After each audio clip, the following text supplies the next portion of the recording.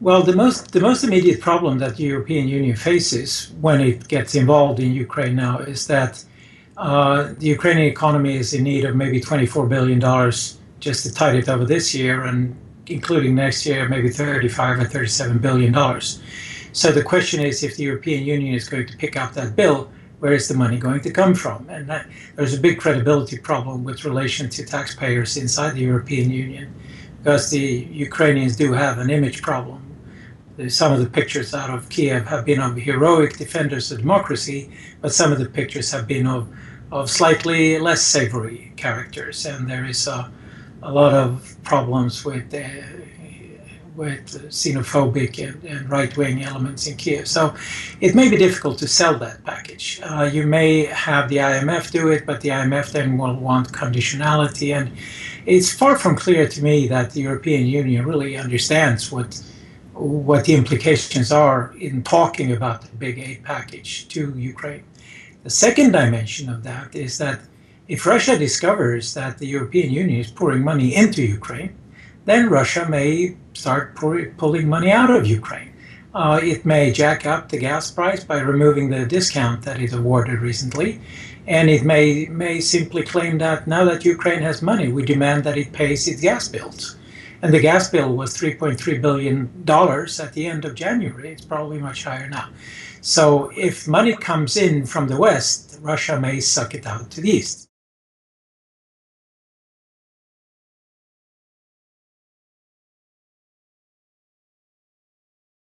Well, I mean, this is the really key question when it comes to the political futures of the country, because there are several players, obviously, who want to take responsibility, if you will, for the future of the country, to form a government and to run for the presidency.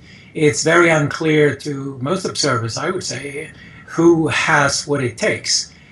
Some will probably be part of the problem rather than of the solution. Especially former Prime Minister Yulia Tymoshenko, who was let out of prison very recently as part of the deal.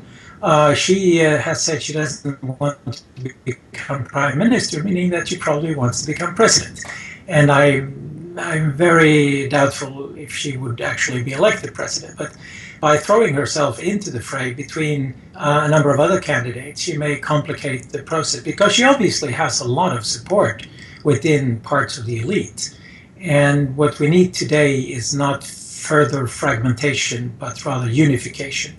And I don't really see those candidates emerging either to form a government that will keep the country together and at peace, or a president that will be able to sort of lord it over all these warring factions. And I mean, with Yanukovych's people now out of the game, there will be a scramble to claim the assets that they had in their pockets, and somebody will need to manage that scramble.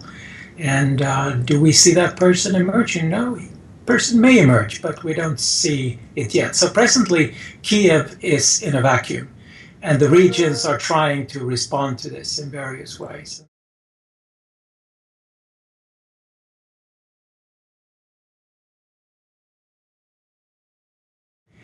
Well, the only clear answer to the question is that Russia is very angry. Russia was part of the deal that was brokered that said that people should clear the Maidan, there should be new elections, and there should be new for parliament first, and then there should be elections for the presidency maybe in December. Now that deal has been scuppered, and it's very worrying that the first thing Ms. Tymoshenko said when she was let out of prison was, "Do not leave the Maidan." That broke the first part of the deal. The second part was broken when the parliament in Kiev voted to get rid of Yanukovych, because the Russians had insisted that he should remain in power at least until December. So the main components, from the Russian point of view, the main components of the deal have already been scuppered. And does Russia really feel it needs to stick to any of the other parts now? That remains to be seen. And we see a number of Western leaders pointing fingers at Russia, saying, you stay out of this. Don't do this, don't do that, don't scupper the economic deal, don't get involved militarily. And what really is needed is communication and consensus between Russia and the West. And what has happened over the past few days is the exact opposite of what is needed. So the question is, where is Yanukovych? Is the Russians are the Russians holding him somewhere? May he still resurface? Are the Russians pondering some other type of game?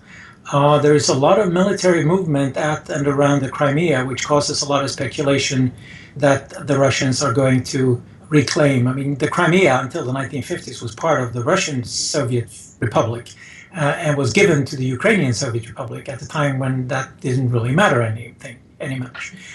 Today it's part of the sovereign state of Ukraine and its vital interest to the Russians. And there have been speculation, there have even been suggestions from Kremlin spokesmen that maybe a solution to the Ukrainian crisis is federalization.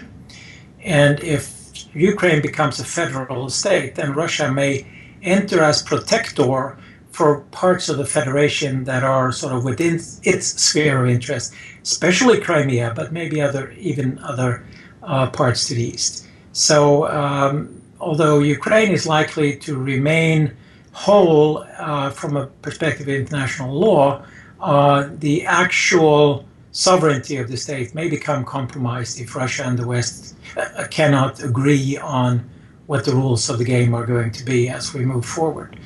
The only really positive thing that has come out over the last few days is that with Yanukovych gone, so much of the tension has been diffused that the risk of a civil war in Ukraine and the risk that neighbors will be drawn into a war in Ukraine is now very, very small compared to what it was just a week ago.